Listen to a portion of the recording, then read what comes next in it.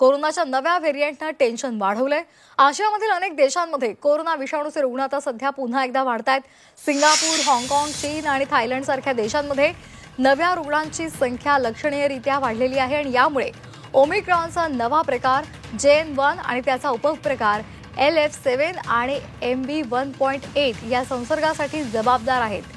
मे महिन्याच्या सुरुवातीला सिंगापूरमध्ये 14,000हून अधिक रुग्णांची नोंद झाली आहे। हाँगकाँग, चीन आणि थायलंडमध्ये नवा व्हेरिएंट वेगाने पसरतोय। हाँगकाँगमध्ये कोरोनामुळे 31 जणांचा मृत्यू झालाय, तर भारतामध्ये सुद्धा आता या व्हेरिएंटने डोकेदुखी वाढवली आहे।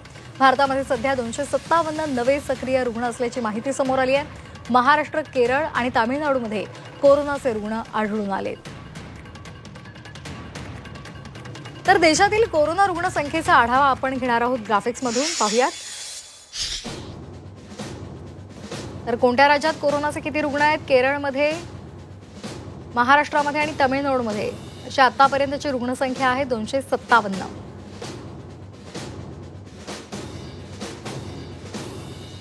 तर कोरोनाचा नवा व्हेरिएंट नेमका कसा आहे ते सुद्धा पाहूयात। कोविड JN.1 ओमिक्रॉनचा BA.286चा हा स्ट्रेन आहे। याला पिरोला असं सुद्धा म्हणतात। ऑगस्ट 2023 मध्ये हा स्ट्रेन पहिल्यांदा आढळून आला।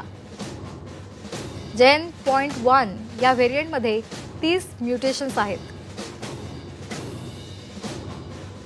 कोरोनाच्या नव्या व्हेरिएंटची लक्षणं नेमकी काय आहेत ती सुद्धा पाहूयात।